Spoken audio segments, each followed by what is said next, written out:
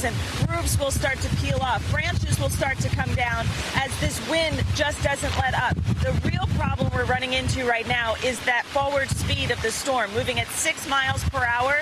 That keeps Wilmington in that eye wall for a long time. It's not like it's just moving in and moving back out. So that's why we're going to see this wind last for quite some time. The rain has been torrential. We're in the heaviest rain that I've seen so far out of this system.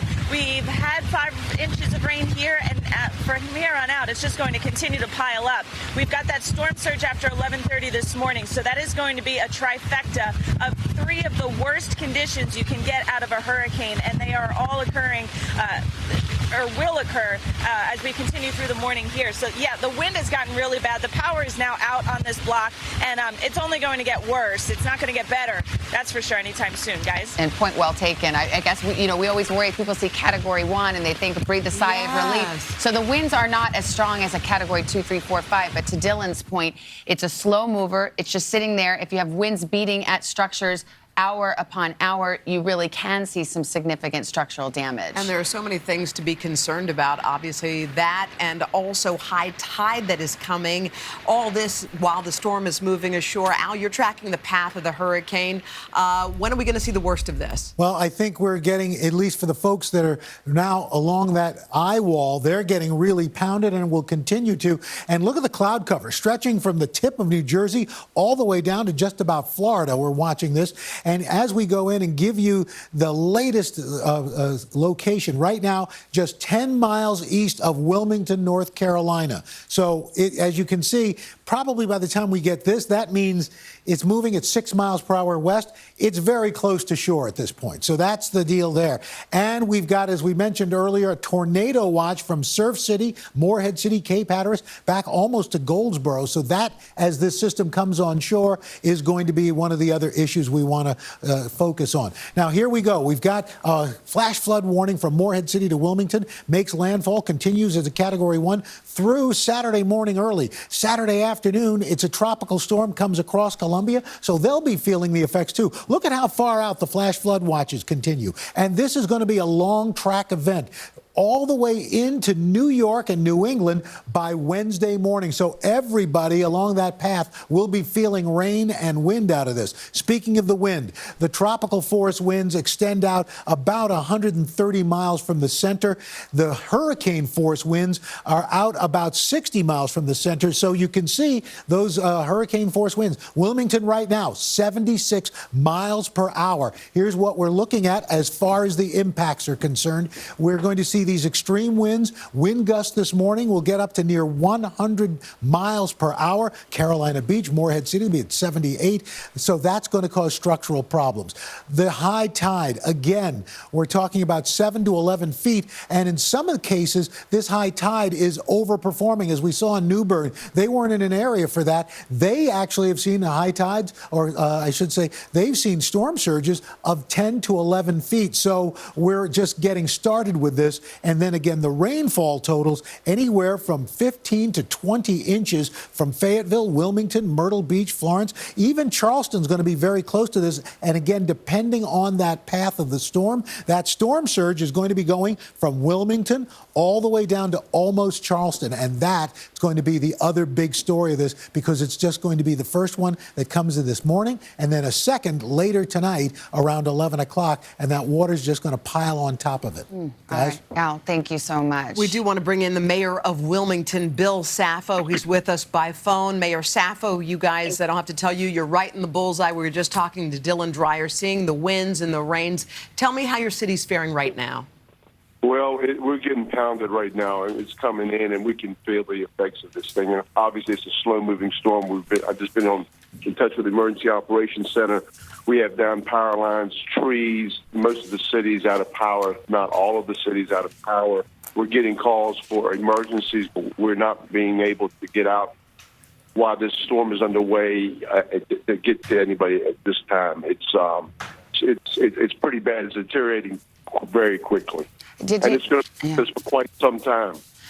I can only imagine how helpless you feel in this moment. That, the emergency responders getting calls. It is not safe for them to be out there. How do you feel about how many people heeded those evacuation warnings? How many, if you can guess, how many calls are you getting? Do you have any estimation about how many people might be in need at this hour?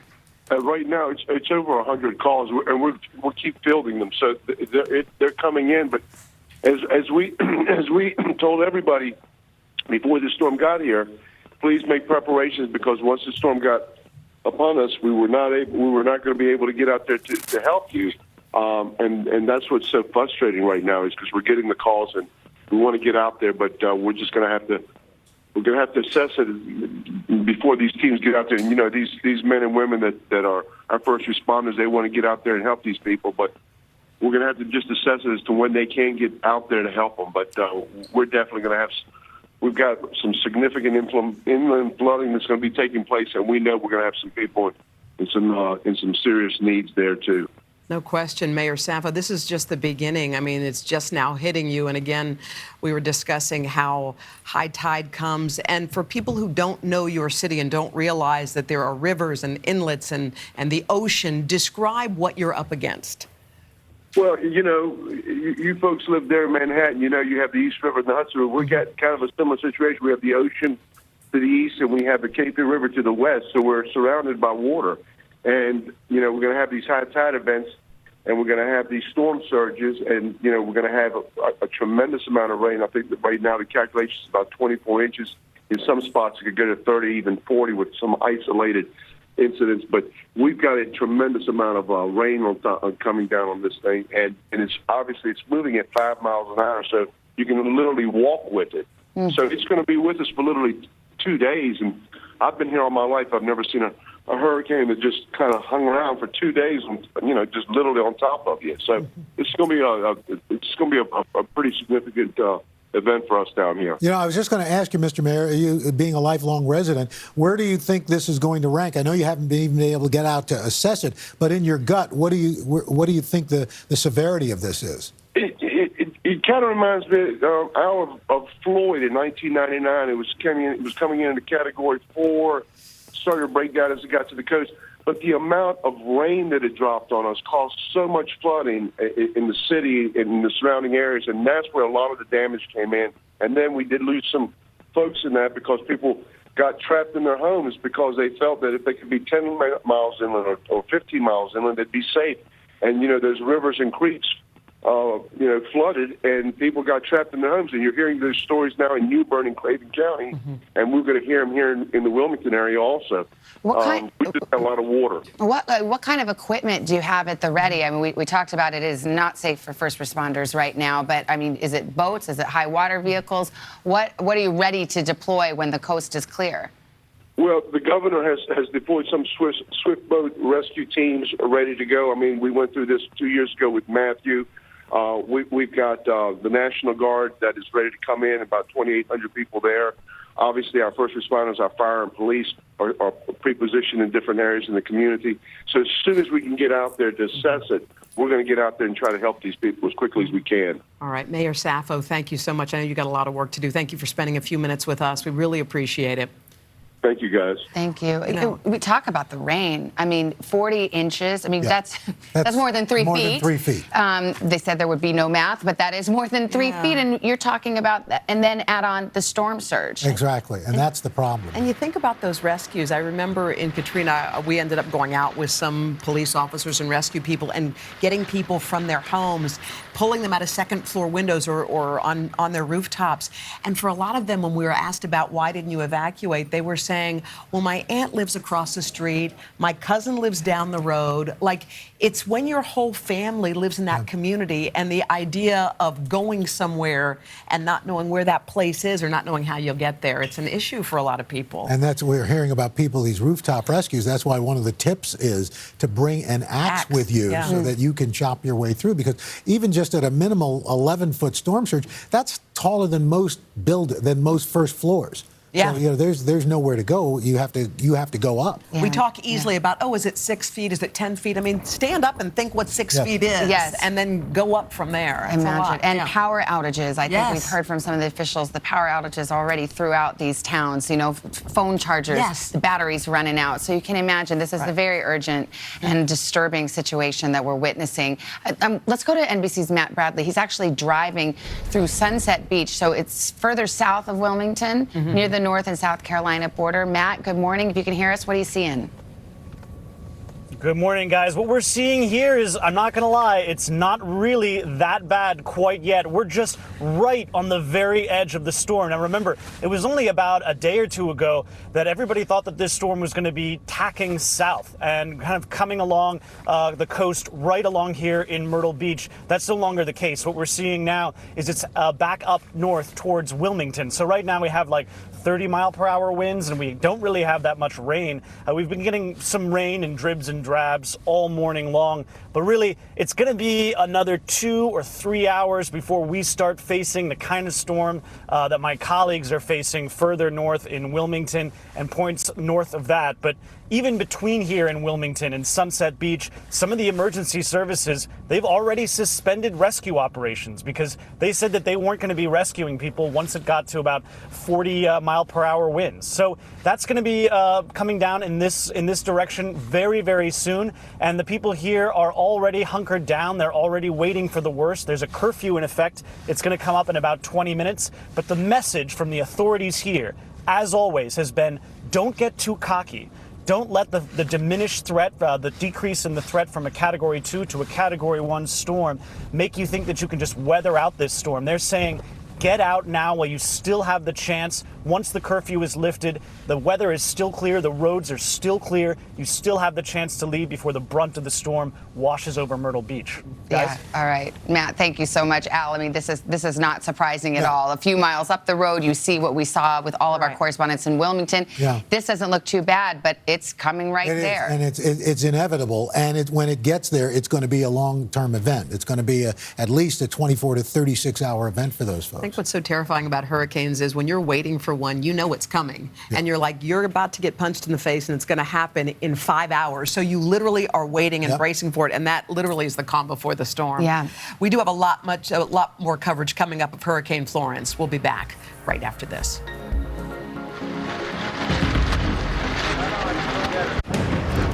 Two former clerks who served at the same time have been nominated to the Supreme Court.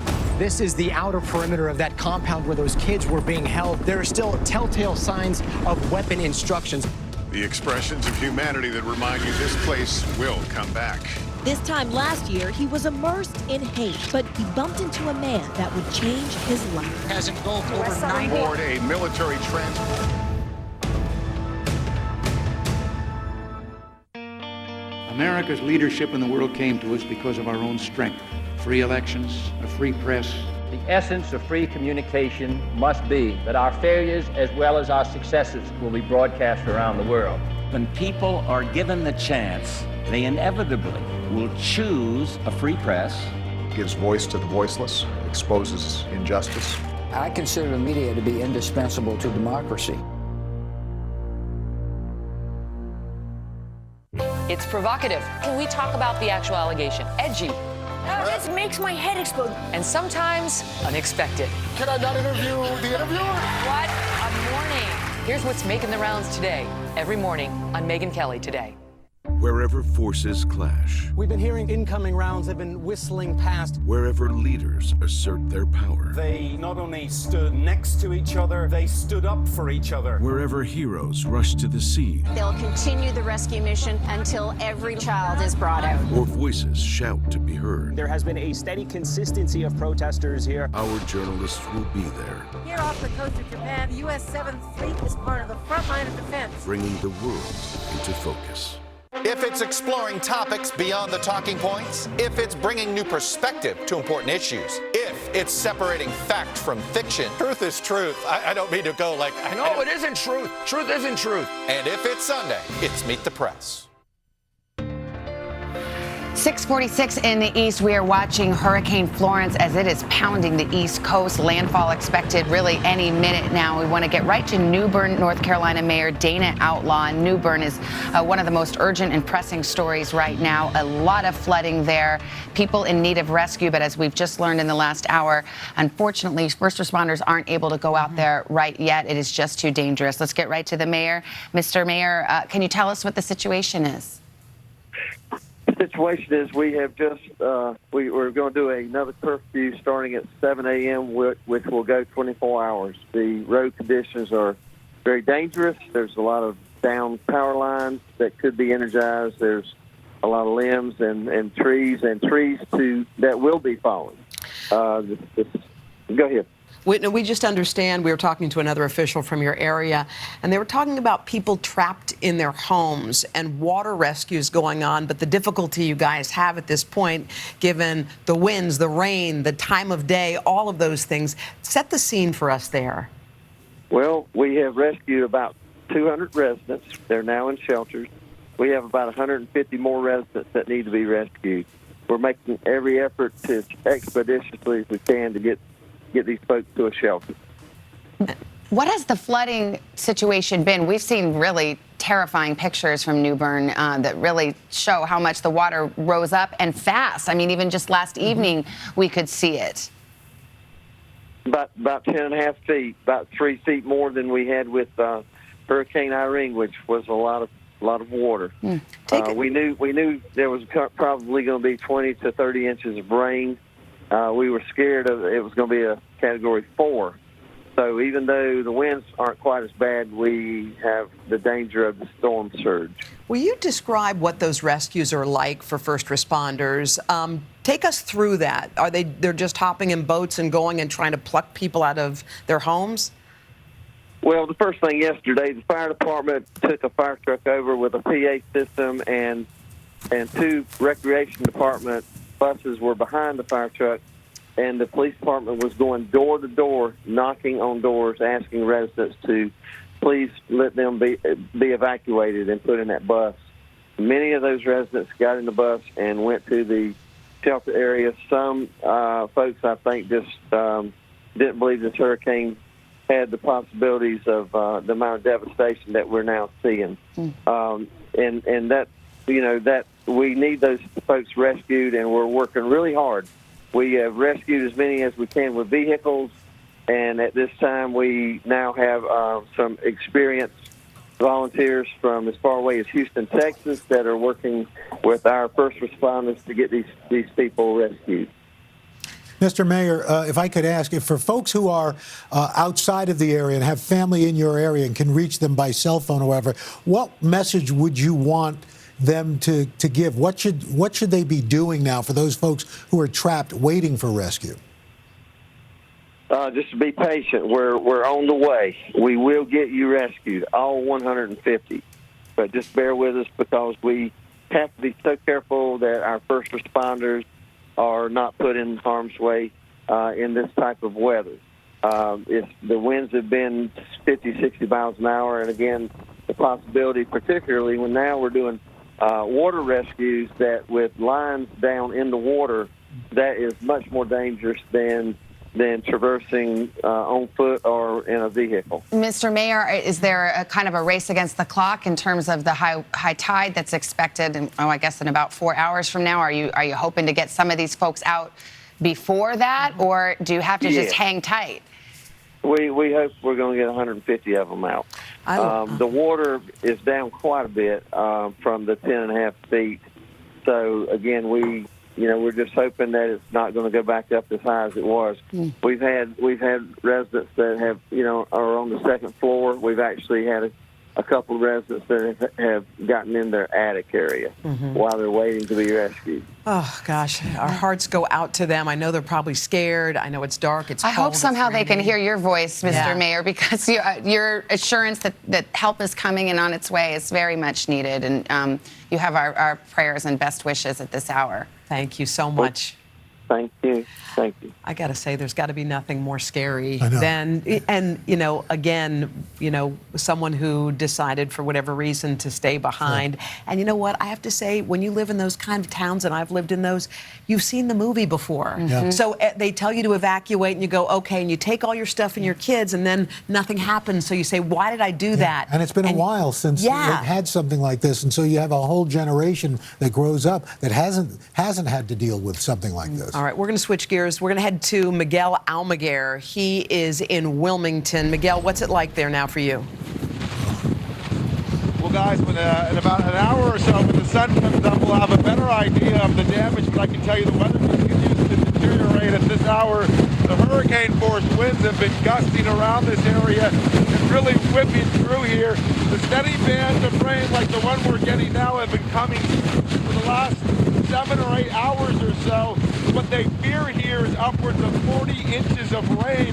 The hurricane-force winds right now are, of course, testing the infrastructure, buildings, bridges, and homes in this area. But the wind and the rain is going to become a problem as the storm continues to roll on. They're expecting upwards of 4 feet of rain in the downtown area. The mayor of Wilmington told us first responders are standing by at the ready, but at this hour they hope not to be able to leave fire stations and police stations because it may be too dangerous to navigate streets. We're just a few feet away from our hotel, which is a fortified building. And I can tell you it's very difficult even to withstand these conditions. Venturing out into open land would be much more difficult. We're not far here from a river where we're expecting to see heavy rain surge coming over the next couple of hours. The waves here are reaching upwards of 20 feet or so, but we can expect to see more of these conditions as the hours roll on, guys.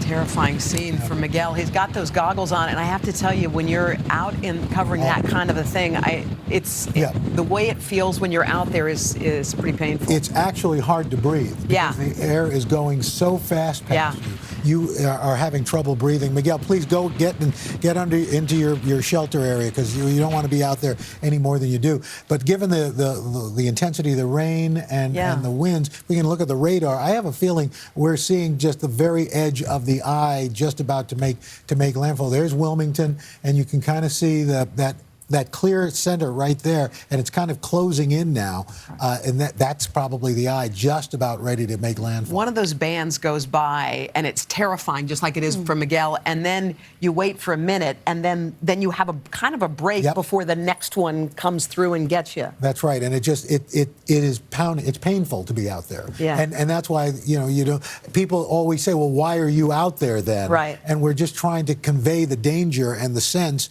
just so that you don't do it, but we take the utmost precautions to be out there. But there is still an element of risk for our crews and our reporters. I mean, you talk about those power lines. It's like all the things you don't think about, I think, as just a layperson watching, and you're thinking, well, why can't they just get in there and go rescue and look help? at the transformers. And by the way, forget about power lines. You just don't know what's in that water. You don't know how deep it is. You don't know the composition of the water. It's also, this terrain, once you get in a little bit, you start to have hills, mountainous areas. You start worrying about mudslides, that kind of thing. And of course, we've got a tornado watch in that area.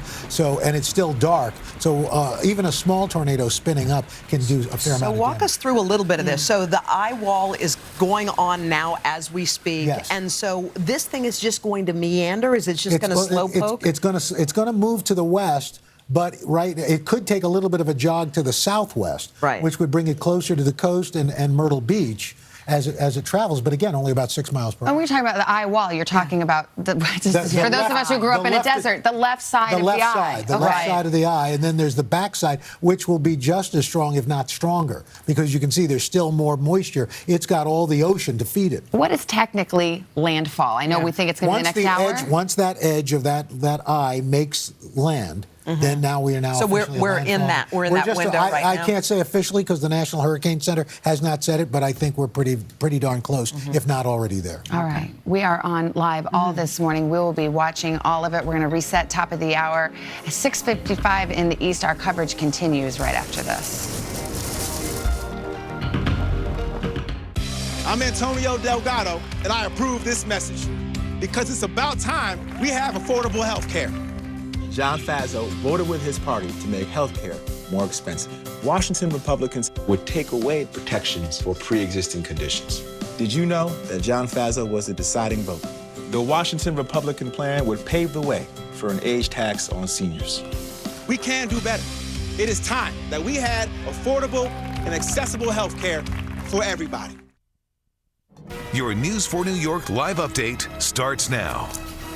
Good morning, live look here at the inbound approach to the Lincoln Tunnel. There's currently right now 15-minute delays. It is 6:56 right now on this Friday, September 14th. Good morning, I'm Michael Gargiulo. We are following breaking news overnight in Queens. A 27-year-old man found shot to death in a car. This happened just before 2 a.m. at the intersection of 103rd Avenue, 120th Street in South Richmond Hill. Police tell us he had some sort of argument with a person on a motorcycle. The victim shot once. We're hearing he may be an off-duty correction officer. We are working, though, to get more information on that. Right now, no word as to any possible motive, and no arrests have been made. Well, Chris is here with a check of our local weather. What's happening, Chris? Michael, again, a cloudy day out there, a little drizzle, a little mist, and some patchy fog as well. Temperatures should top off in the upper 70s. As far as any impact around here, at least for the immediate future from Florence, it's a high surf advisory. We're seeing waves building to 7 to 10 feet, south-facing shorelines Long Island and the coastal areas of New Jersey. There could be some beach erosion at times of high tide. That will subside during the day tomorrow. But 77 the high today. Again, a little mist or drizzle here or there or a sprinkle. Clouds giving way to some sun tomorrow afternoon at 82, and then we're looking at a good deal of sunshine Sunday, 83, and maybe some of the remnants of Florence bringing rain here on Tuesday. Michael? All right, sounds good, Chris. We want to go to Emily now and have a check of the traffic. How's it going, Emily? Metro North delays and service changes on the Harlem and New Haven line. That's due to a disabled train right near Botanical Garden. A lot with the roadways. Outbound lower roadway approaching the George. Crash here. We've got a big delay trying to get that way. Also the Van Wyck accident southbound right near Hillside Avenue. One on the belt right near Sunrise Highway causing some problems, and the LIE at Deer Park Avenue. One there too. Michael? Emily, thank you so much. We're going to have another local news update coming up in just 30 minutes. But right now, we want to go back to the Today Show's special coverage of Hurricane Florence. We'll see you in a half hour.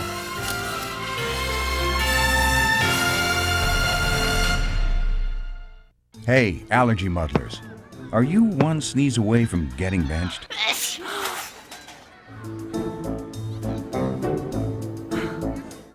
Your local ShopRite is the perfect place to find allergy solutions like Zyrtec. Zyrtec starts working hard at hour 1 and works twice as hard when you take it again the next day. And ShopRite's tasty, wholesome pantry selections will get you back in the game. Zyrtec and ShopRite, we're on your team.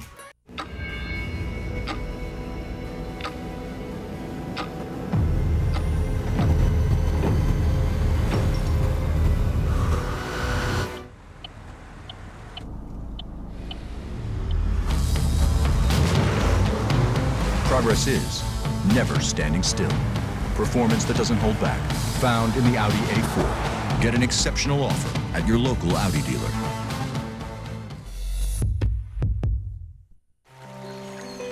At the edge of the mighty Himalayas lies the tropical wonder of the Northeast. The realm of the one-horned rhino. Come, write your story. Time. The numbers are already big, and we are nowhere in terms of the expected duration of effect. 430,000 plus customers. Who knows how many people are in each household that is called a customer? 432,000 of them without power. Storm surge has become a reality, up to 11 feet. What does that mean in terms of flooding? Different things in different places. Calls by hundreds and hundreds for help from first responders. We brought you one of those people earlier. Perry, what was her name, Javi? Peggy Perry. She was in New Bern. She was in a really bad situation that we brought to you. Many of you were concerned and talking about it in social media. She's been rescued. Her family called and let us know that she's okay. She was in there with a few kids, got into a very familiar situation. Water out of nowhere, up to chest depth. They went up and up, wound up in an attic where there was only one small window. They didn't know what to do. They called 911. Even in horrible conditions, first responders went out and did their job. Now, Here is the problem. Everything I've told you to this point is not unfamiliar to you in terms of what happens with hurricanes, but we are not used to seeing these types of conditions endure for as long as they will. We're talking not 6 hours or 9, but maybe 30, a day and a half. Here we are on North Myrtle Beach, South Carolina. We already have close to 6,000 people without power, and we've just started to see a taste of it. Let's bring in meteorologist Chad Myers. We're getting gusts of 40, 45 miles an hour, they tell us. But for hours it's been going on, and it's going to go on all day, and shingles are starting to come loose, and root systems are getting soft. We don't even have high tide yet. We're not used to predicting what time will do to impact, and we're going to learn it this time, my friend. And what you should have noticed too, and I know you did, you talked about this earlier, the wind is offshore. The wind is not onshore. You are not getting surge yet. You're getting inverse surge. The wind's getting pulled out of your rivers, pulled away from your beach, and it is moving away from you. That's the opposite thing that's happening up here in Surf City, in Topsail, up toward Emerald Isle. That's where the surge now is running almost 11 feet. Some of the islands up there don't even have anything above 11 feet. So just about everyone's seeing something wet. And now we know, we've just looked at one of the buoys offshore. It's converging there. Both of those rivers rose so rapidly, people had no time to get out of their homes. Take a look. This morning, Hurricane Florence now crashing into the Carolina coast. There goes part of a dock. As fears of catastrophic flooding have already been realized. In New Bern, North Carolina, an emergency situation already playing out. The formerly calm streets have now been flooded as waves now reach first-floor windows. It's starting to get deep out, folks. 200 residents already rescued. They tell us this morning 150 are still trapped. The town is now advising its residents to move up to a second floor or an attic because, quote, we are coming to get you. This house fire igniting after a transformer blew in the hurricane's path. Firefighters frantically hitting on the front door, putting out that blazing inferno. In nearby Jacksonville, rescuers summoned to a Triangle Motor Inn, where they have rescued people there as well. The Jacksonville High School is completely submerged. 300,000 North Carolina residents are without power this morning. Authorities are now warning people to prepare for days, possibly weeks in the dark. With winds now raging up to 90 miles per hour, so strong the roof of this gas station collapsed. That roof then blowing away. In some area, rainfall could hit 40 inches or more, and life-threatening storm surges now on the rise, even as high as 11 feet, already inundating homes. Look how deep this is now. Florence's earliest victims are along the coast, the barrier islands. Take a look at the waves crashing inside this home in North Topsail Beach. First responders this morning are now bracing for the worst, while officials urge people who did stay here to stay vigilant. To anyone still unwilling to take this storm seriously, let me be clear. You need to get yourself to a safe place now and stay there. And inside the command center here in Wilmington, the city's police chief telling us his family has already evacuated. When you look at that hurricane over your shoulder, what concerns you most? I see a biblical proportion flood event that's going to occur. I see the beach communities being inundated with water, and destruction is going to be pretty epic in nature. It was really striking when I heard the police chief tell me this is going to be biblical. What they are prepared for are not only the winds, and I'll show you again here. Look at the sheer amount of water already arriving, and the eye of Florence isn't even here yet.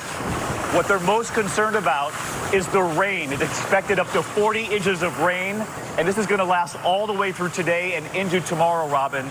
They know that storm surge is a real issue as that emergency situation plays out in New Bern, where there are multiple families, a number of them still in their homes. Again, some of them on the second floors. There is one report this morning. We talked to an emergency official in New Bern who told us that there are some people on top of their roof. So we will stay on this all morning long. I spoke with the mayor of New Bern, and we're going to share that in just a moment. But what else did the police chief say about the biggest concern right now there where you are, David? You know, you heard the authorities there, Robin, say, take these warnings seriously and get out. Time has run out to do that. You've got to hunker down now. And what the police chief told me is that what concerns him most, Robin, is the fact that now that Florence is just about here, it's going to be churning here for hours. This is a really slow mover.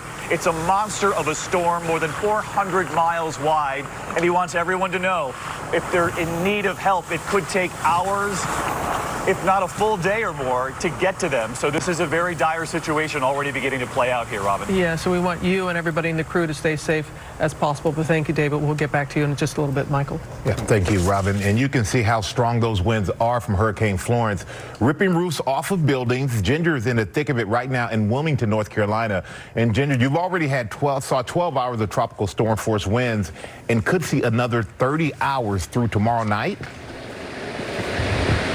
And I will tell you, Michael, standing here, that is quite an unbelievable feeling, because right now we are in the most vicious part of this storm, the eye wall, with gusts upwards of 91 miles per hour. The National Hurricane Center just put out the statement, landfall is imminent. So it is happening at Wrightsville Beach likely, and we will get the final report here very soon. You're seeing on the radar as that thing comes ashore so slowly. We have been tortured here with gusts up to 100 miles per hour, one of the buoys right off of Wilmington.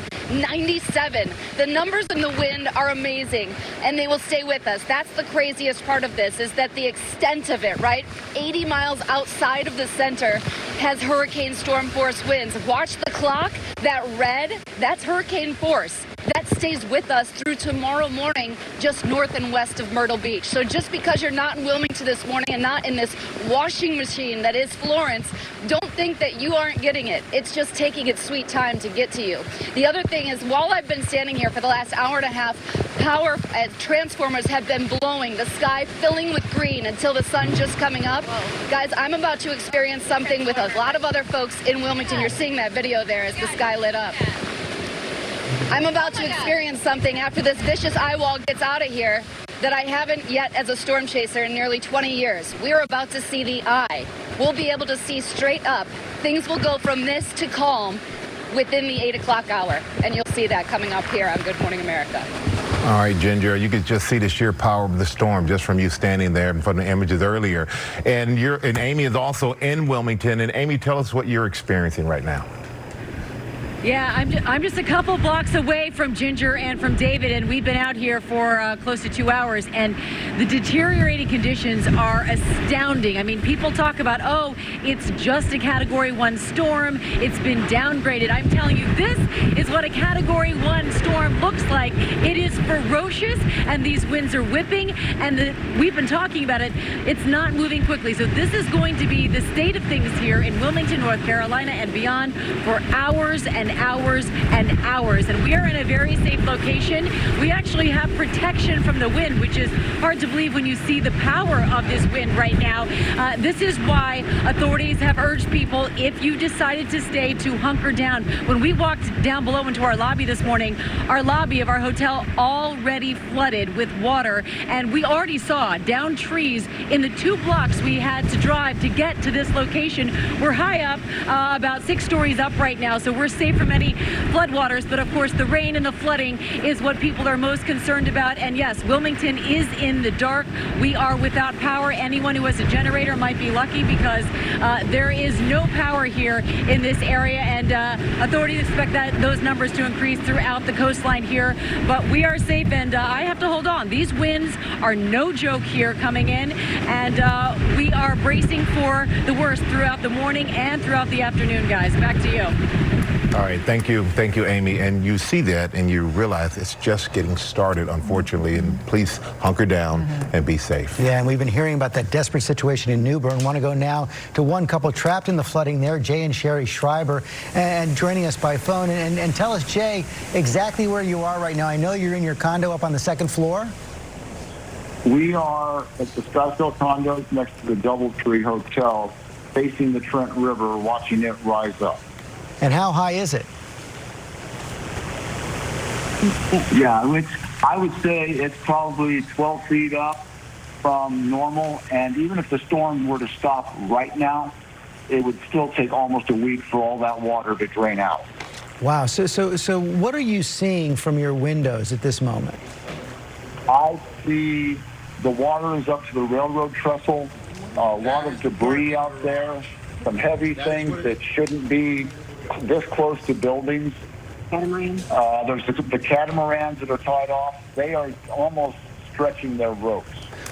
Were you expecting it to be this bad? We knew it would be bad. We had a lot of friends from Twin Rivers Baptist Church and the post office where we work that decided to leave. But where we're at, we have 4 stories in our building. We can go up higher if we have to. And the trouble in getting back after all this water subsides from New Bern, you still have Kinston and the outlying areas where the water stays even longer. So it's a choice of, do you leave and not be able to get back, or if you try to come back, you get halfway and you're stuck again. So are you going to try to ride out the whole storm there in your condo right now, or are you in touch with authorities who are coming to try and find a way out? Right now, we are planning on staying. We have sufficient supplies in the refrigerator and canned goods. We also have a lot of candles and batteries. We've got some good people here in the building also that stayed with us. Well, you sound calm. We hope you're okay. We're glad you've got the supplies there, and we know it's a tough situation right now.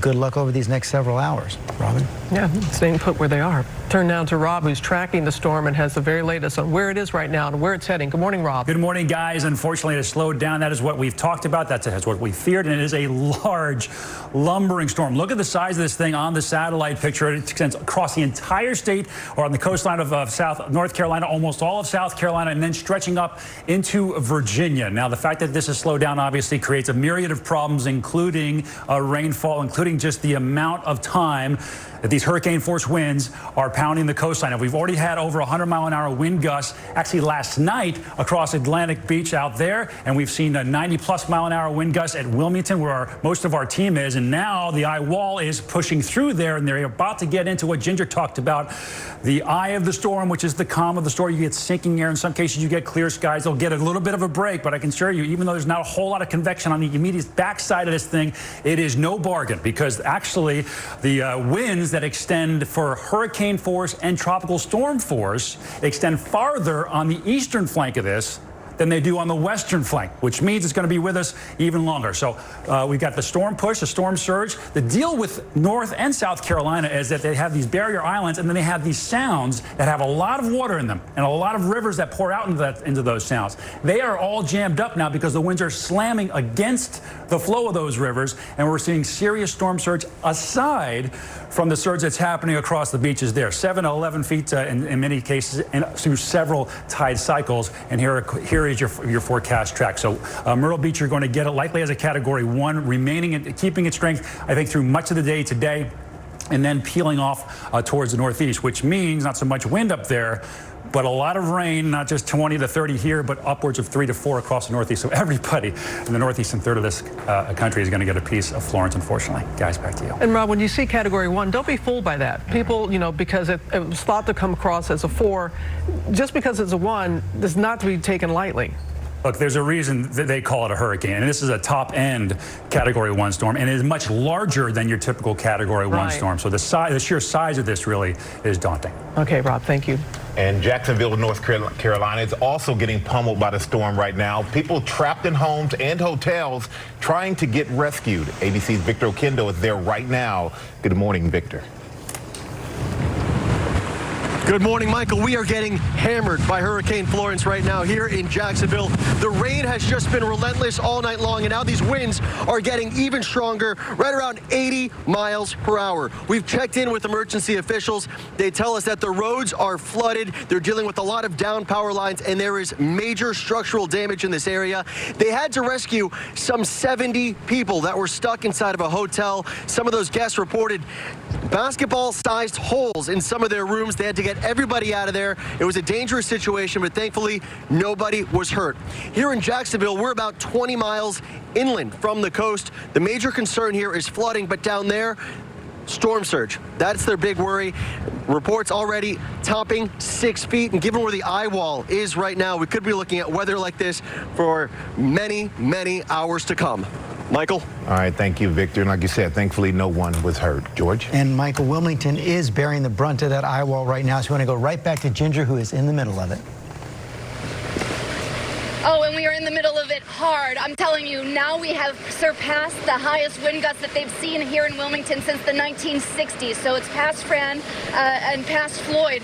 Guys, the wind is not the only issue. I'm seeing the streets here, and we're on a very high part in Wilmington. I'm seeing the streets fill with water. I've just seen signs flying across the roads here, and the deck that we are standing on, boards have started ripping up from the end of it. So we are really in the heart of this storm. Again, the eye wall is always the most violent part, and we are feeling and seeing that here in Wilmington. As Rob said, even after we get into the eye, there's still going to be hours long of at least tropical storm force winds, but hopefully nothing like this. All right, we're gonna, the boards are coming up. Let's go ahead. We're gonna go in, guys. Please take shelter, please, Ginger, please. We'll go back to Rob right now, and oh goodness, when you see those kinds of scenes like that. But Rob, the storm surge, just explain to people how dangerous it is.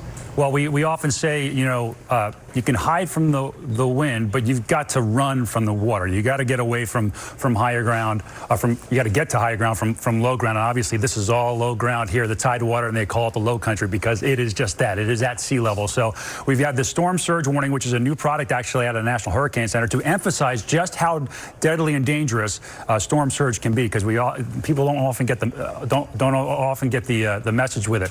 7 to 11 feet of surge. And in some cases, we've already seen that. And again, we're going to see a couple of high tide cycles of this. And this 3D graphic that we have shows you kind of exactly what happens when the water. It's not a tsunami. This thing builds over time. The wind is driving this. In some cases, the low pressure is helping, but it's really the wind just piling up the water, piling up the water. Depending on the bathymetry, or the bottom part of the ocean will depend on how high it gets. In the Gulf, it's worse. On the east coast of the U.S., it's no bargain either. And that water eventually pushes up online, infiltrates your home. Look, it does it slowly.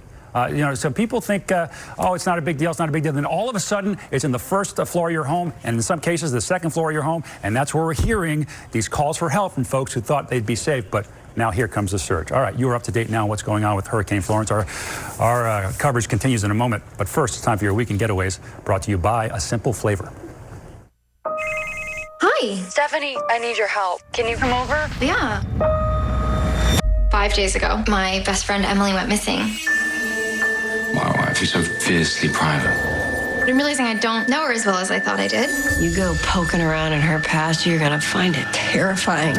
People do terrible things for their own reasons. You knew more than you were letting on.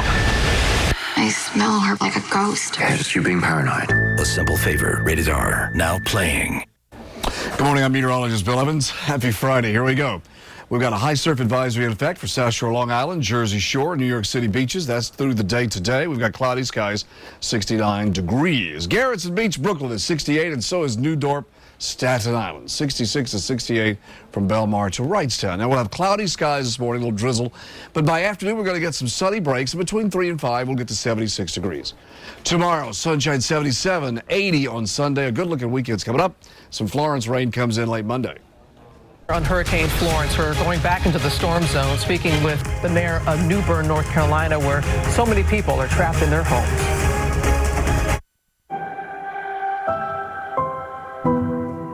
We the people, defined by the moments we share with our families and our friends, doing the things we love.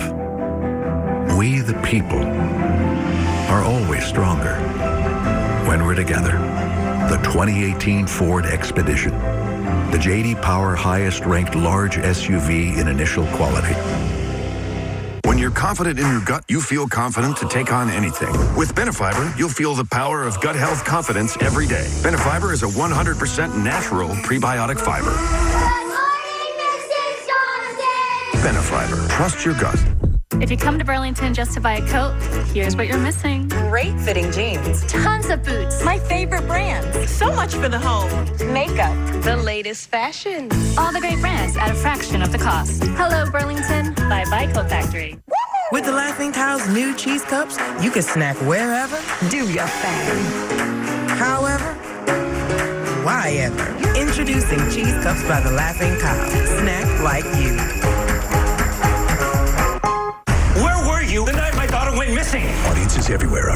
Searching once, twice, 3 times.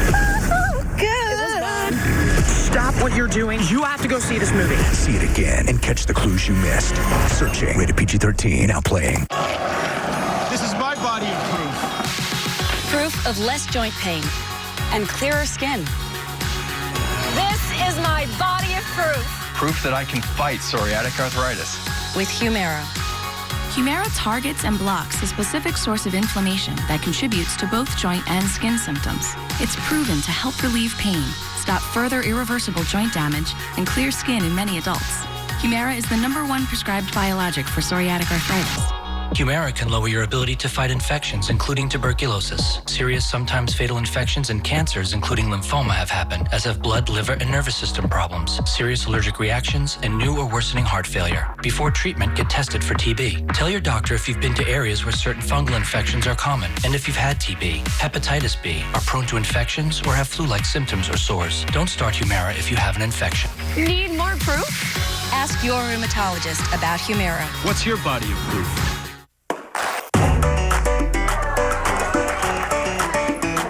Nothing beats the comforts of home. Introducing new Scott Comfort Plus. It's 3 times stronger for unbeatable comfort. It's how Scott Comfort Plus families keep life rolling.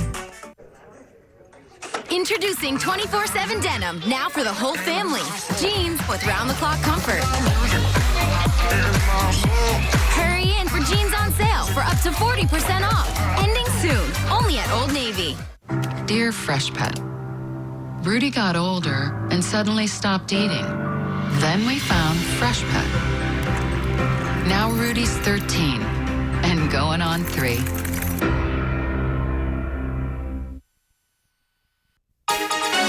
This is a Channel 7 Eyewitness News Brief.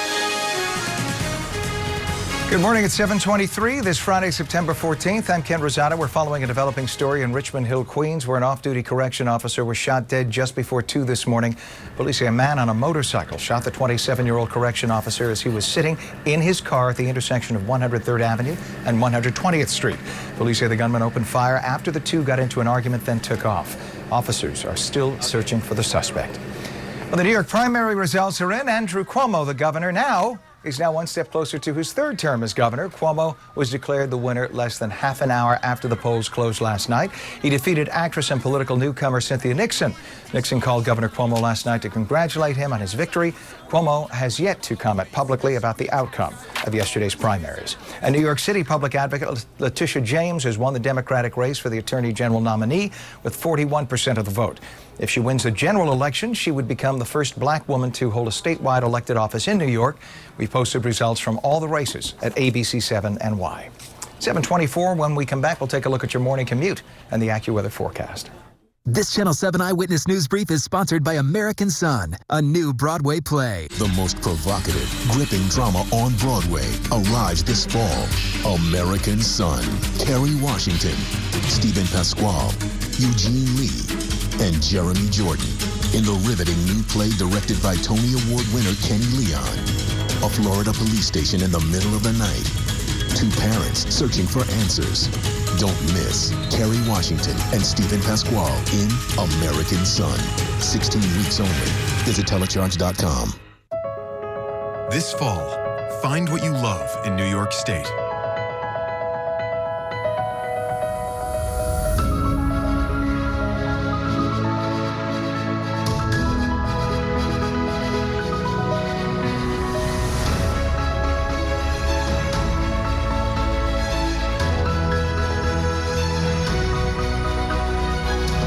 Visit iloveny.com to plan your family's fall getaway today. Matthew McConaughey. All right. Next live. 7:25, we check our commute with Heather. And Ken, we're going to take a look at what's happening on the Garden State Parkway northbound exit 124. It's an accident in the local lanes. Lots of delays as you head up the parkway as a result. New Jersey Transit is running on or close to schedule. It's 20 minutes inbound George Washington Bridge. We have a crash reported on the outbound side. Lincoln inbound 15, Holland 25 minutes. Here's a look at the George Washington Bridge. Doesn't look like the crash is affecting the span. And then we also are finding some delays on Route 130.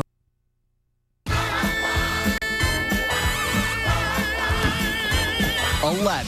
the hit Broadway musical. Tickets at AladdinTheMusical.com. This portion of CBS 2 News is brought to you by Raymore and Flanagan. Good morning. It is 7:26 on this Friday, September 14th. Mostly cloudy today with highs in the 70s. I'm Chris Raggi. John Elliott will have your forecast coming up. But first, campaign 2018. Governor Cuomo defeated actress Cynthia Nixon in the New York Democratic primary with 66% of the vote. Incumbent Kathy Hochul held on to win the race for lieutenant governor against New York City Councilman Jumaane Williams. New York City public advocate Letitia James was victorious in a four-way race for attorney general. There were some notable upsets. Longtime state senator Jeff Klein of the Bronx was ousted along with 5 other senators who typically collaborate with state Republicans. Only Senators Diane Savino of Staten Island and David Carlucci of Rockland County held on to their seats. For complete results from New York's Democratic primary, just go to our website, cbsnewyork.com. We are also keeping a close eye on Florence as it makes landfall in North Carolina. Let's get right over to John in the Weather Center with more. John? You know, we are going to feel some impacts from that storm in our area. Right now, we've got more clouds than sun. That's going to be the order of the day all day, even some light rain. Show you a quick snapshot of our area. We're not talking about heavy rain, and we're not talking about the active storms that we saw yesterday. You can see more evidence of the storm, though, through Delaware, Maryland, Virginia, clearly North Carolina. The red box here, that's an active tornado watch, the worst of the storm surge north of the storm. It has made landfall, and we are dealing with the risk of some high surf even in our area. And don't forget, with that high surf, you're also dealing with these dangerous rip currents. Now, I know you think September, you don't think beach days. There will be some nice weather into the weekend, but remember, with the absence of the lifeguards at most of our beaches, yeah, you got to be safe. That high rip current risk will continue even as the weather starts to improve through the weekend. Saturday, clouds in the morning, and then it's brighter in the afternoon. Sunday looks super with a high of 81. Then clouds and some of the rain affiliated with Florence back in the mix for us late Monday into Tuesday. Chris? John, thanks so much. That's your news for now. I'm Chris Raggi. CBS This Morning returns in just a moment.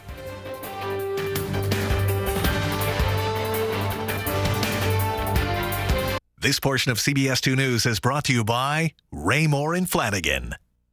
This fall, it's David versus Goliath on an all-new Survivor. There's definitely a discrepancy in terms of physical stature. One team looks strong. We clearly have the dominant tribe. The other, weak. You don't have to be the strongest person out there if you know how to outsmart them. But if you think it's that simple, prepare yourself for a season of shockers.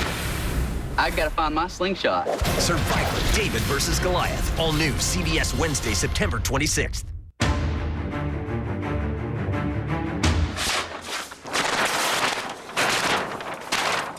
What? You're expecting a man?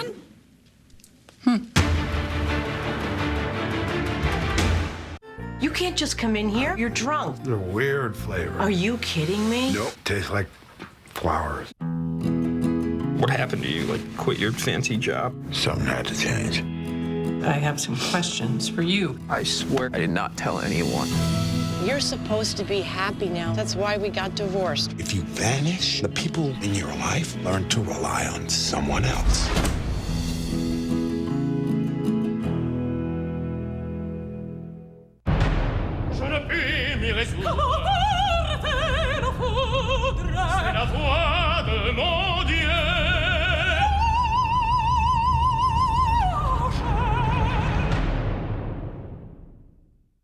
CBS 2 News at 5 and 11. Expect more.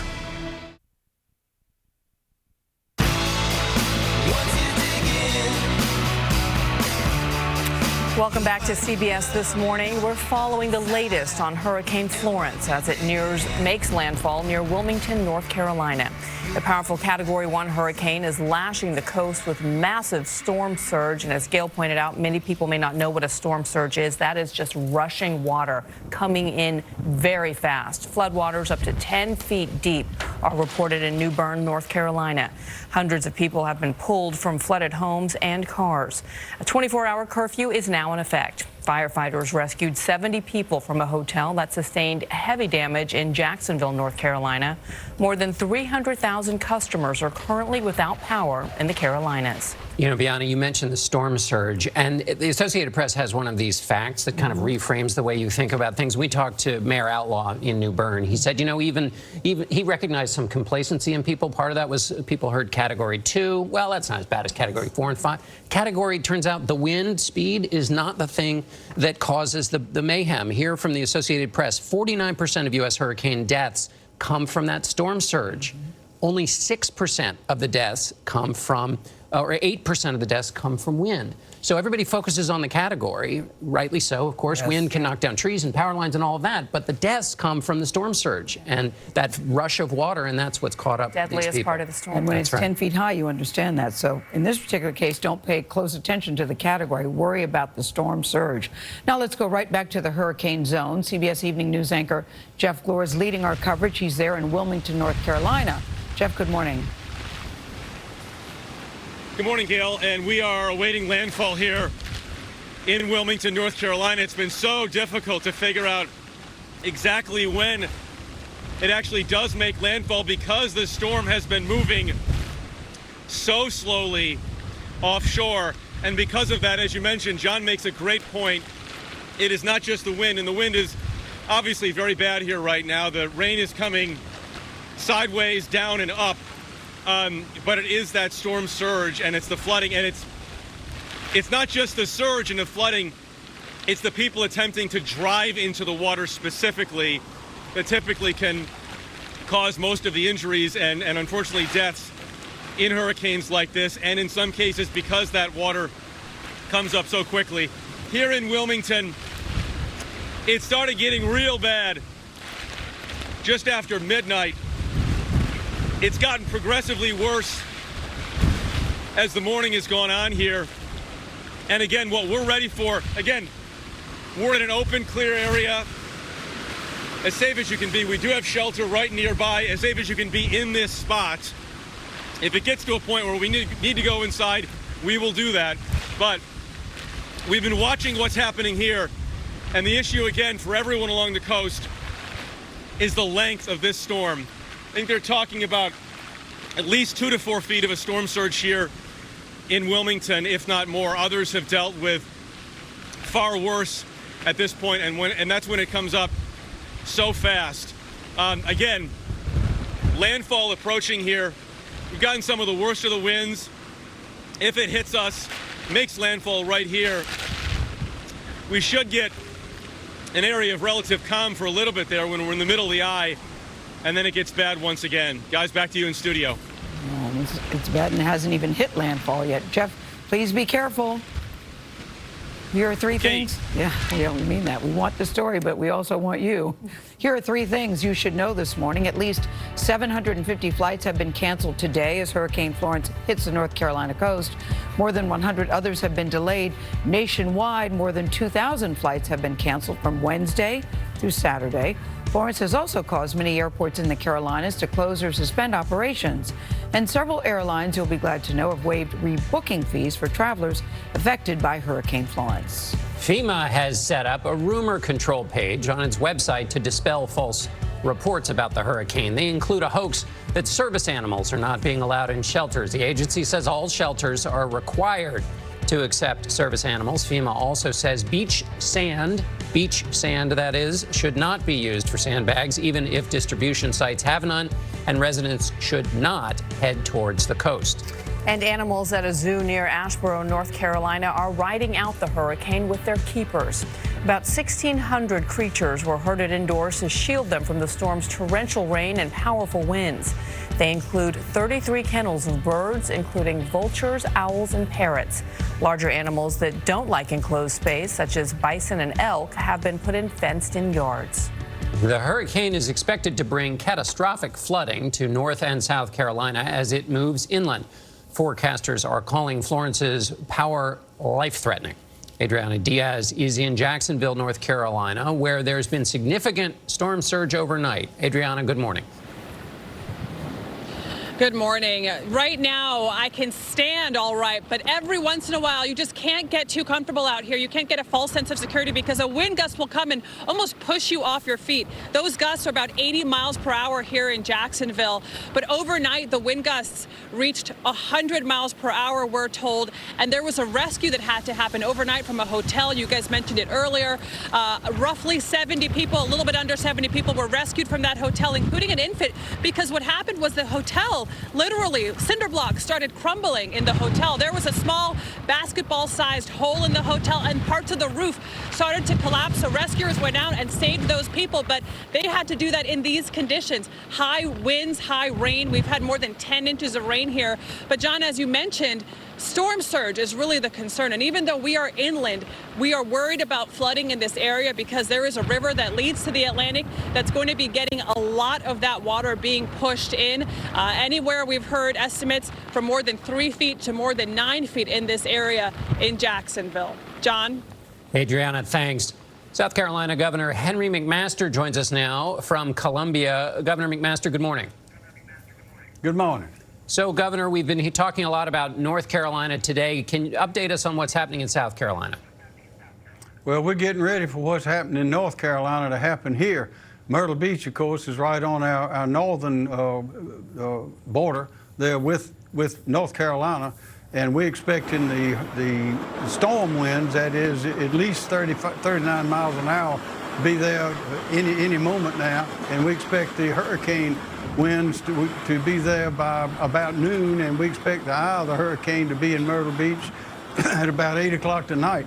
And of course, the hurricane is wide. It's about 300 miles wide. The hurricane winds are about 75, 100 miles wide. So it's coming right across South Carolina, and we're preparing. We've been evacuating. We're as ready as we can be. Well, Governor, 400,000 people have evacuated. One of the things we've been reporting on all morning is in New Bern, people didn't leave, and now they're stuck. What's your concern? How many people have not heeded those evacuation warnings and are still in the evacuation zone?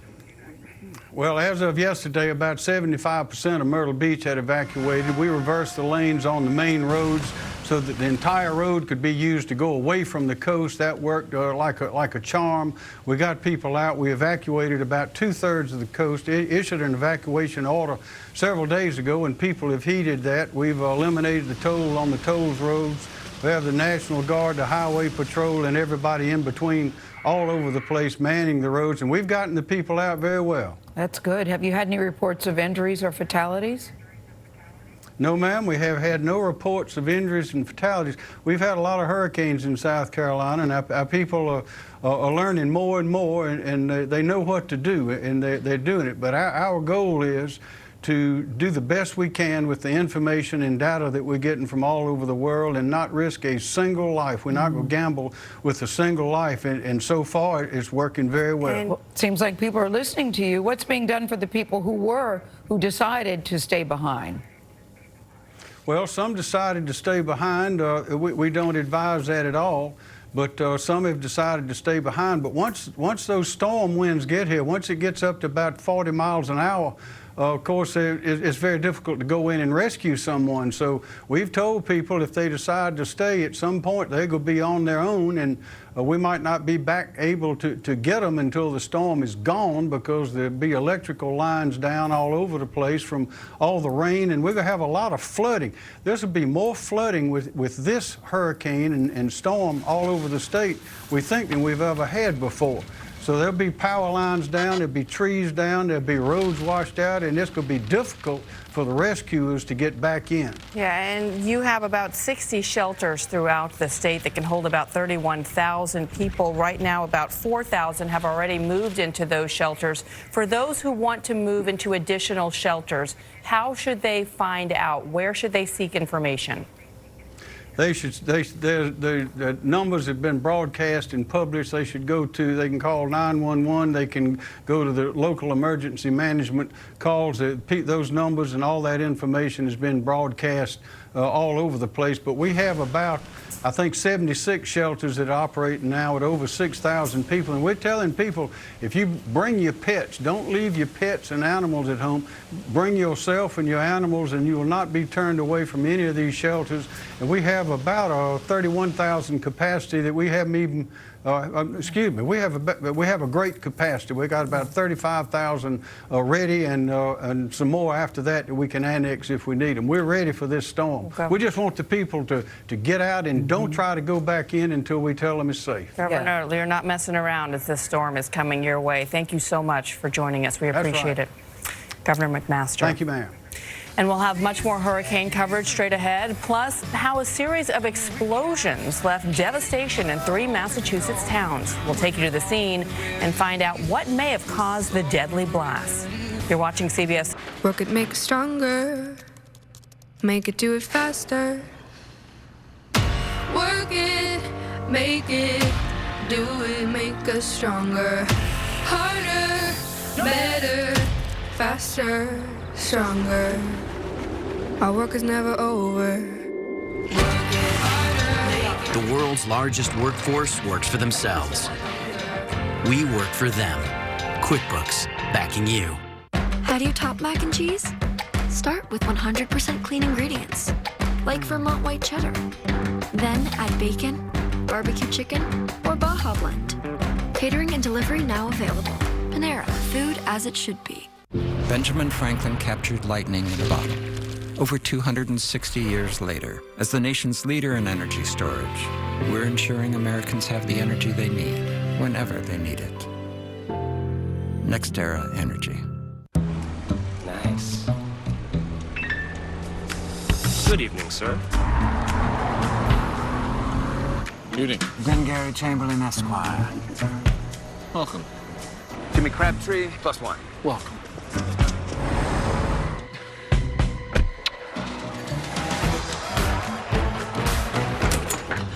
Play just got serious. In the all-new Toyota Avalon. Your digestive system has billions of bacteria, but life can throw them off balance. Realign yourself with Align Probiotic. And try new Align gummies with prebiotics and probiotics to help support digestive health. Would you believe my boy used to have food sensitivities? But then we fed him Blue Basics, and he's never looked or felt better. If your dog has food sensitivities, it's time to try limited ingredient Blue Basics. If you live with diabetes, why fingerstick when you can scan? With the Freestyle Libre, a continuous glucose monitoring system, you can check your glucose levels anytime without fingersticks. With the Freestyle Libre system, just scan the sensor and manage your diabetes. You can do it without fingersticks. Freestyle Libre is available with a prescription. Change direction and the speeds have kicked up. How long will we be feeling these winds? Well, you know, the storm is still even 90 miles per hour on the other side.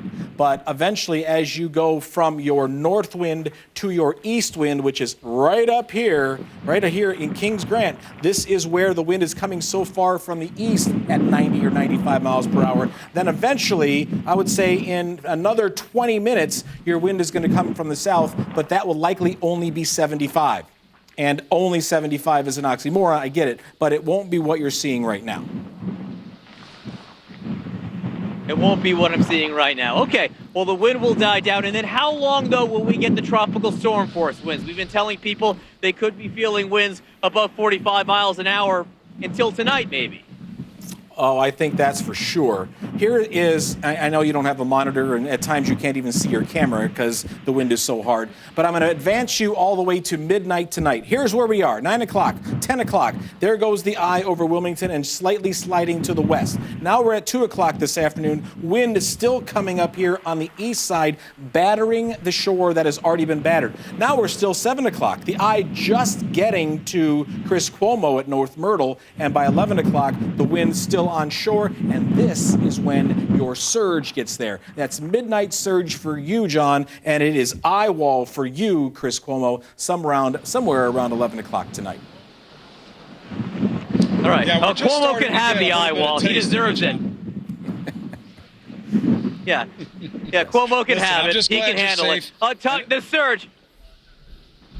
The surge, Chad. Just tell me about the surge here in Wilmington. Is it a concern here? I have these river behind me, the Northeast Cape Fear River. Do you expect a surge there? Of course, there will be surge because there's so much water, fresh water, up the river that is trying to come down and is doing okay now because the wind is blowing down the river.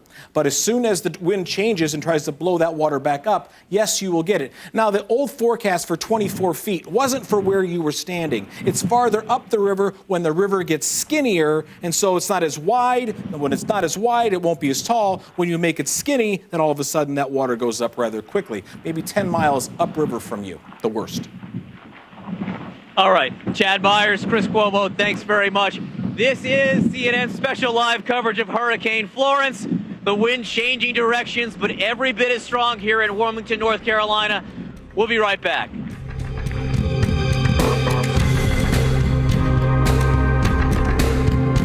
Steinmart's famous 12-hour sale is here with huge store-wide savings. Get up to 50% off famous brand dresses, shoes, activewear, handbags, jewelry, bedding, and much more. Plus up to 70% off all clearance items this Friday and Saturday at Steinmart. Alice loves the scent of Gain so much, she wished they came in a fabric softener, too. Say hello to your fairy godmother, Alice. Oh, and look, they've got Gain scent beads and dryer sheets, too. For small businesses, payroll is complex and time-consuming, and mistakes can mean tax trouble. Sure Payroll makes it easy to pay employees and file federal, state, and local taxes with accuracy guaranteed, all done online in minutes, and with award-winning support, even on weekends and evenings. More time for you, less time on payroll and taxes. For 1 month of free payroll, visit SurePayroll.com now or call 844-SURE-PAYROLL, SurePayroll.com.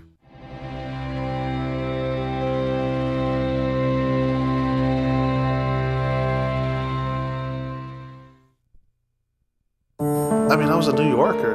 New York got hit. You know, I just heard the call, and simple as that. And I just walked right into a recruiter station. I didn't think twice about it. I was in basic training like 3 weeks later. Just right there and then, I left and I got into actual Marine Corps.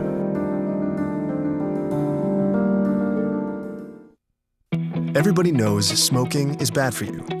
But what you might not know is that sitting all day at your desk may be just as bad. It may lead to heart disease and back pain. But standing more and sitting less is better for you. It decreases back pain and increases circulation. That's why there's Veridesk, the sit-stand solution that helps people feel better and get more done. It's crafted to last a lifetime and comes fully assembled, ready to work. Get yours at Veridesk.com. I've been helping my mom manage her medication for about 2 years now. My son told me about PillPack, and I've been taking it ever since. The pills are kept separately, and I know what I'm supposed to take each day. PillPack allowed for my mom to stay in her home for a longer period, which is what she really wanted and what we all wanted. My doctors see a difference in me taking PillPack. It feels very good. Visit pillpack.com today. Through the rise and the fall, through the thick of it all, I've been here. When I first came to Ocean Bay, what I saw was despair. I knew something had to be done. Hurricane Sandy really woke people up to showing that we need to invest in this community. I knew having the right partner, we could turn this place around. There was only one bank that could finance a project this difficult and this large, and that was Citi. Preserving affordable housing preserves communities. So what we're doing in their kitchens, in their flooring, in their lobbies, in the grounds, and the beautification of their homes, giving them pride in where they live, will make this a thriving community once again. Strong, we are right where we belong. Oh, oh, oh, a little place I call home. Anthony Bourdain, Parts Unknown. The final episode starts September 23rd at 9 on CNN. All right, John Berman here in Wilmington, North Carolina. This is CNN's special live coverage of Hurricane Florence. Landfall confirmed at 7:15 a.m. for this storm in Wrightsville Beach, about 6 miles where I am. Landfall relatively insignificant given the fact that this storm is so huge and the effects of the winds can be felt for so far, like where I am in Wilmington right now with wind gusts of 90 miles an hour and greater. And yes, you know, when you see the rain and the wind whipping like this, it looks tremendous and you can see the impact. But the biggest danger from this storm has been from the flooding and from the storm surge along the coast and up the rivers here. Joining me to talk about that is a man who's got great experience in this field, the former governor of North Carolina, Pat McCrory, who's up in Charlotte. God bless you for that, Governor. That was a smart move. Well, we're about to get 10 to 12 inches. Yeah, I'm very concerned. You are very. Yeah, my heart's bleeding for the people right now, and my heart's bleeding for the people in New Bern, Morehead City area, and especially the small towns going inland in Tarboro, and then ahead of Wilmington also in Fairbluff, Fairmount, Whiteville. These are small towns of 200 to 2,000 people. That there are no cameras there right now, and I guarantee you there are people possibly on their roof right now as we speak. We have farmers that are losing not just their crops, but also their animals. And that's going to cause a major environmental issue. This is going to be a 3 to 10 day event for the people along these rivers, where computer models actually show which neighborhoods are going to flood and which towns are going to flood and exactly where the floods will be. So there could be people right now as we speak, especially in New Bern and in the small towns outside of New Bern like Bath, Little Washington, that are fighting for their life and worried and panicking right now. And thank God daylight's coming so rescuers can possibly at least see them. And that's about the only good news that I'm hearing. Yeah, you know, we've been speaking to some of those first responders on the ground. They're staging. They're prepared to help just as soon as they can. They've got to wait for the winds to die down in some cases. We have heard of some rescues that have taken place in New Bern. And as you point out, that does appear to be the area of greatest danger. But you know from experience, when you were governor of this state, Hurricane Matthew, that when these rivers flood, that can be life-threatening. Tell us about that.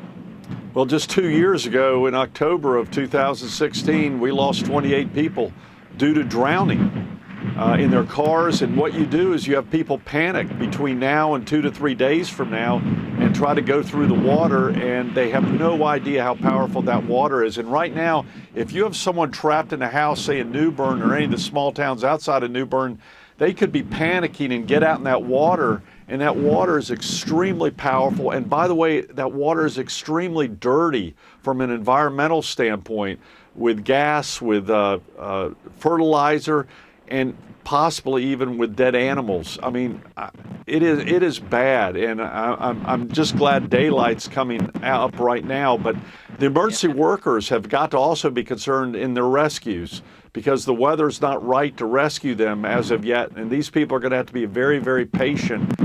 And yet the concern is they panic. And, you know, sadly, in some of these metro areas of New Bern, Jacksonville, Morehead City, you know, the decisions were made not to evacuate as far as individual families or even the whole towns. And now we're living with those decisions, but my prayers are with them right now. This is not just a beach event.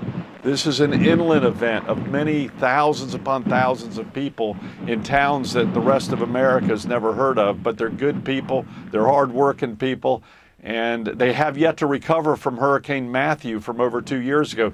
Many of those houses have yet to be rebuilt from just 2 years ago, sadly.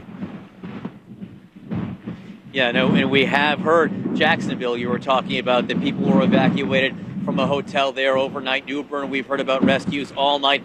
Governor, if you can for a second talk about, well, I got to let you go, Governor. I appreciate your time, Governor Pat McCrory, former governor of North Carolina, talking to us about his experience in this state, his vast experience. And Governor, as you know, the danger will last for days. So, Governor, thanks very much. Pat McCrory. God bless. All right. Hurricane Florence, again, bearing down, wind speeds 70 to 90 miles per hour here in Wilmington, North Carolina. Confirmation of landfall at 7:15 a.m., but really just the beginning of the effects of this storm, as the surge and flooding will continue for days. CNN Special Live coverage continues right after this.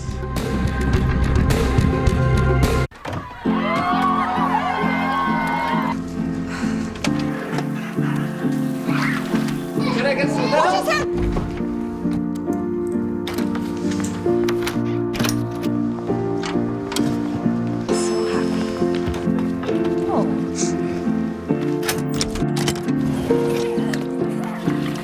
Whatever they went through together. Welcome, guys. Life well planned. See what a Raymond James financial advisor can do for you. How much horsepower does this thing got? Doing great, Dad! Looking good, babe! Are you filming? At Booking.com, we can't guarantee you'll be any good at that water jet thingy. It's so good! But we can guarantee the best price on a hotel like this one. Or any home, boat, treehouse, yurt, whatever. Get the best price on homes, hotels, and so much more. Booking.com. Booking.yeah. If you're only hungry for a slice of apple pie, why buy the whole pie? And you certainly wouldn't want to pay for an all-you-can-eat buffet. So if you don't use your cell phone that much, why get charged for a plan that's too big or even an unlimited plan? Luckily, there's still a wireless company that shares your values. Welcome to Consumer Cellular. Our average customer pays about $25 a month for everything they need. Many pay even less, as plans start at just $15 a month. You'll get a straightforward bill that's easy to understand with no surprises and all the attention you deserve from our friendly customer service team. No wonder Consumer Cellular has received the J.D. Power Award for highest customer service 5 times in a row. Plus, if you're an AARP member, you'll receive special discounts. It's easy to switch. You can even keep your phone and your number. And now, for a limited time, get your first month of service free. Call 1-800-409-7343. Go online or visit a Target store today. First dates, they can be a bit uncomfortable. Yeah, I know. Kind of like my constipation. Let's not talk about constipation. Did I make it more uncomfortable? Say no more to occasional constipation with clinically proven effective Senecot. Satisfaction guaranteed or your money back. Congratulations to the CNN original series United Shades of America and Anthony Bourdain Parts Unknown for winning 8 Emmys at the Primetime Emmy Awards. Well done. Thank you. Thank you.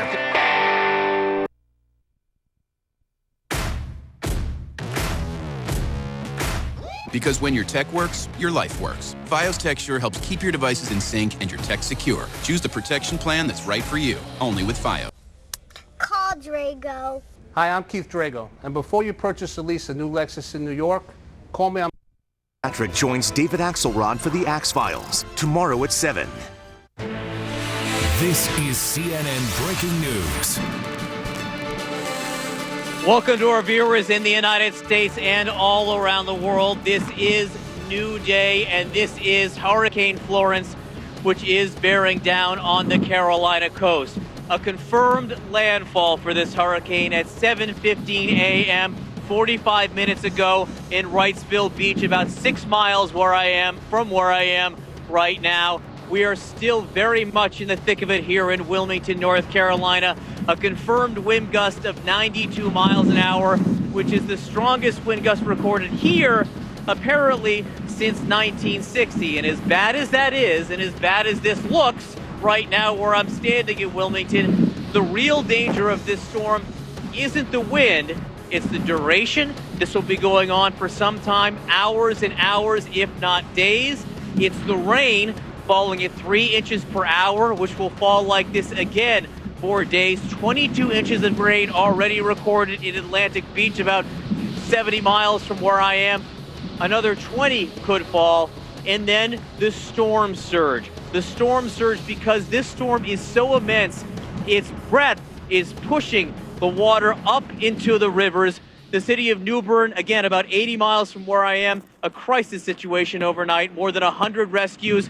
We understand there are many more people still in need of rescue, and even though it's so dangerous that rescue crews really should not be out, and they are risking their lives to do so, they have been staging rescues where they can and when they can to help the people in need. Part of the story of this storm is its pace. It is moving so slowly down the coast as it knocks out power. Some 420,000 people without power in North Carolina, thousands more in South Carolina, and this is just the beginning. We're in for much, much more of this as this storm passes through. Let's get a sense of where things are going. It's here where I am in North Carolina right now. Not too long from now, later today, it will head down toward North Myrtle Beach. That's where CNN's Chris Cuomo is at this moment. Chris. Yeah, you are our future, John. You've been doing a brilliant job of letting people know what the experience is there. We still don't know the toll. First responders have made rescues, but the bulk of their work has yet to begin. Having the sun come up is going to make a big difference for them in terms of assessment. Hurricane Matthew was a deadly storm a couple of years ago, did not have a lot of the factors and certainly the duration that this storm does. So God willing, we're going to get through this okay. Down here, about 45-mile-an-hour gusts. We're finally entering the Florence actual weather pattern, like the real deal is just starting now. We've had power outages. The word from the officials are about 6,000. But we just had several blocks go down during our last break, so I don't know what the numbers are. But we're going to have conditions like this and then getting into 80, 85-mile-an-hour winds, maybe 6 feet of storm surge. We'll have 2 high tides before then, and that's going to be a big determining factor. This is just the beginning of a high tide here. We don't know what's going to happen when the wind shifts and comes back the other way, John. This is a mandatory evacuation zone. Not everybody left. So we're just starting to get into it here, and we're watching you as a window into the future. Yeah, Chris Cuomo down in North Myrtle Beach. It's very unsettling to me, Chris, that you can see me, but I can't see you. But I appreciate the concern, and this is coming your way not too long from now. Emergency management in North Carolina imploring people, by the way, don't drive through this. Do not drive through this just yet, because it is not over and it is not safe. Let's go to the Weather Center now. Chad Myers is there for a sense of where this storm is. Chad. It is right over Wrightsville Beach. I mean, right over to the south of you here from Seagate down to Myrtle Grove. This is where the storm is at this point. You are here, Wilmington. You are now getting the northern eye wall. And eventually, as this storm is sagging slowly to the southwest, you're going to get the eastern eye wall. So no soup for you, John, and no eye wall for you. It is going to be farther to the south. In fact, our Derek Van Dam has a live shot down here in Carolina Beach. He will, in fact, get the calm in the storm, may even see the sunshine through the clouds down there. But notice the eye itself, and you have to kind of use your time-lapse sense here. The eye is getting smaller, which means the winds are getting bigger. They're getting tighter, kind of like the ice skater analogy. Again, I won't go through it, but you get the idea of the Olympic skater bringing her arms in. She goes faster. If you bring your arms in a hurricane, you will get faster winds, and that's exactly where we're going right now. So here, really what we have for the next few hours is this surge of water on up here toward the east and north of the eye. That's the biggest threat right now, is the water coming on shore. Here down where you are, it's the wraparound rain from Wilmington back over to Wrightsville Beach. That's where the eye made landfall about 47 minutes ago. And there it goes. This is now a forecast radar, what it should look like over the next 18 hours. And eventually, the eye will get all the way down to Chris Cuomo at North Myrtle Beach. But in that same 18 hours, the wind and the rain and the surge is going to continue north of here. I suspect many of these islands here, these barrier islands, are getting overwashed by these 15-foot waves and 7 to 8 or 9 foot surge. A lot of these islands are going to be wet, and the sand's going to be gone, and even some of the buildings may not survive.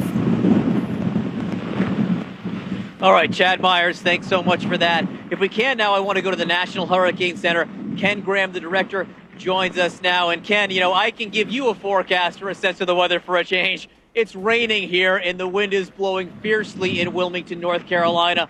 What else can you tell us about the track of this storm? I'll tell you, the track, just like forecast, really slow track. So, you know, we just made landfall at 7:15. The National Ocean Service observation made landfall near Wrightsville Beach. But look at this prolonged amount of you've seen the eye wall in Wilmington for a long period of time. So that's just dangerous. It's not about just the winds, but how long these winds occur. And the longer we hang around, it's the longer we start seeing these rain bands push that water in. And it's just a very dangerous situation when it comes to the wind. But the water, 90% of the fatalities occurs because of the water. And that's something we're hitting as hard as we can here at the Hurricane Center. You're talking about the duration. How much longer for people in this eye wall or under this eye wall, the Wilmington area? I'll tell you, when we look at that forecast, it's such a slow progression. I do want to show it here because if you really look at it, there's not a lot of geography that's going to be covered now through this Saturday afternoon. So we're talking about now through all day today and looking at tonight and not getting inland around South Carolina till tomorrow afternoon. So we're talking another day and a half of some of this. So that's significant. I mean, the eye wall will slowly move inland. So just because you're not on the coast doesn't mean you're going to see some big time impacts as this thing slowly treks westward. Some of the area of biggest concern overnight was up in New Bern. They had a storm surge there, 6 to 10 feet of flooding, they were telling us in some places, rescues overnight. Do they have more coming their way? Will they have another round of surge? Yeah, let's talk about it because that's something that we've been looking at for a while. This is what's happening. You have your storm surge with sometimes miles inland where the water gets pushed in. You're talking the Pamlico River. You're talking about the Neuse River where normally that's used to drain all the rain out. But here's the problem that we have. The water comes in, the storm surge, it piles up around New Bern. The other problem we have is all that rainfall that we've been forecasting, potentially 20 to 30, even 40 inches in this area. It can't drain because the storm surge is blocking that. So you're going to have flooding miles and miles inland. So it's going to be a while before that wind shifts. The continual onshore flow is going to continue to push this water inland. How far inland are we talking? Are we talking all the way as far as Charlotte? I was talking to former Governor Pat McCrory. He was saying he was expecting 12 inches of rain up there. Yeah, that's the problem. And some of these coastal rivers are going to back up the problem with the rain. Let's really look at that rain in addition to the storm surge. And if you look at it, even Charlotte could get, 10 to 15 inches of rain possible. So if you think about this, well inland, especially with the terrain, Charlotte 10 to 15. You look at Roanoke, places like that, anywhere from high levels of water, 6 to 10 and 4 to 6 inches. And this could shift a little bit. So it's not just a coastal issue. With those type of rainfall forecasts, those rivers could be in flood for a week, long after we see the hurricane out of the area. Our Chad Myers was talking about the barrier islands out on the coast a short time ago in fear that some of those might be overwashed. What's the concern there? Yeah, absolutely. And we have had some of the reports of that happening. And actually, probably a good way to illustrate this is to go to that storm surge forecast. So what happens is the water comes in and it's a violent amount of water. It pushes hard. And this storm surge could actually destroy buildings and destroy structures. And it overwashes the barrier islands and really covers them. And you can get this overwash, you can get cuts, and it keeps on going. The longer you have those winds, you start stacking it up. So really what the water does is it comes inland, finds a place where the channel narrows or a river narrows, and what happens is it just piles up at that location. So your highest values might not be on those barrier islands. The highest values could be miles inland. All right, Ken Graham, the National Hurricane Center, thank you so much for your work. You predicted this.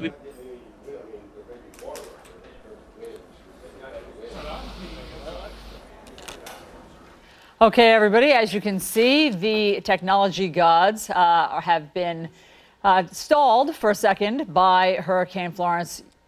You can see just the battering that the area that John Berman has been standing in all morning for us, that it's been taking. John has been reporting 92-mile-per-hour winds there, just incredible torrential rain. Here are the surf that's been churned up, all of the waves there. It's just what we expected and what forecasters have been promising and what John Berman has been experiencing and hoping that there's no one else there where he is in North Carolina. Let's go to Brock Long now. He, of course, is the director of FEMA. He's at the headquarters in Washington, D.C. Mr. Long, great to have you here. Tell us what you're seeing from your vantage point and what you're working on. Well, Ken Graham and his staff have done a phenomenal job of letting America know what's coming for over the last week. And unfortunately, Florence is doing exactly as predicted. The most devastating part of this hazard is the storm surge. And because of the expansive wind field and the slowdown in the forward speed, we're seeing a lot of flooding back in the Back Bay and inland areas like in the town of New Bern, which is unfortunately causing a lot of search and rescue efforts underway. And we'll continue to monitor that as this system pushes through. So tell us how many people, what kind of resources you have deployed throughout the North Carolina and South Carolina coast. Well, it's a combination. It's not just us. This is a partnership all the way down to the state and local level. And right now, for example, we're focused really on safety and security and rescue missions. We have over, I think it's close to 1,300 search and rescue assets, people and assets on the ground, and from South Carolina to the District of Columbia that were pre-positioned based on, we have to take the forecast that the National Hurricane Center gives us, understand where the storm is going to strike first, and pre-position them. And so you're already seeing that play out. For example, in New Bern, our search and rescue guys are supporting the local first response heroes down there to try to get people out if they can reach them. Yesterday and today, what our meteorologist Chad Myers has been warning about, of course, is storm surge. That's what he predicted would be deadly if people had stayed behind. And the estimates this morning were a 7 to 11 foot storm surge. And yesterday, at least, Chad Myers was showing us this graphic of what would happen to homes along the coast and even inland if there were just a 4 foot storm surge. So this obviously is doubled. Is that your biggest concern today? Storm surge has the highest potential to kill the most amount of people and cause the most amount of destruction. And unfortunately, if I remember correctly from the forecast, high tide is going to occur somewhere between 11 and 12 p.m. today. So it's only going to get worse as the system continues to file back. And this is a problem. This is, we really need the media's help to help create a culture of preparedness and help to educate citizens about specific hazards. Because when people don't realize that when they're asked to evacuate, it's primarily because of storm surge and coastal flood inundation, not based on what the winds are necessarily. I've often said that storm surge is the unforgiving hazard. If you look at Katrina, if you look at Camille in '69, you had, I think in Katrina, 270 people died in Mississippi, largely from storm surge. And the reason we don't learn that lesson is because nobody that goes through it lives to tell about it. There's nobody to interview about what it's like to go through storm surge, and that's why we ask people to get off the coast when these things occur. We have definitely been trying to sound that alarm for these past 48 hours as well, because as you say, that's the leading cause of death. Flooding is the second leading cause of death. And that's the problem with Hurricane Florence, as we understand it, is that, yes, right now we're looking at pictures of John Berman, who is, being buffeted around by all of the 95-mile-per-hour winds. But this storm, because it's going to park itself along the coast, then the risk just, is amplified for the next days and hours here. So are the locals on the ground telling you whether or not they think that people have left, or will they be having to do some search and rescues in these next hours? Yeah, so we have great communication.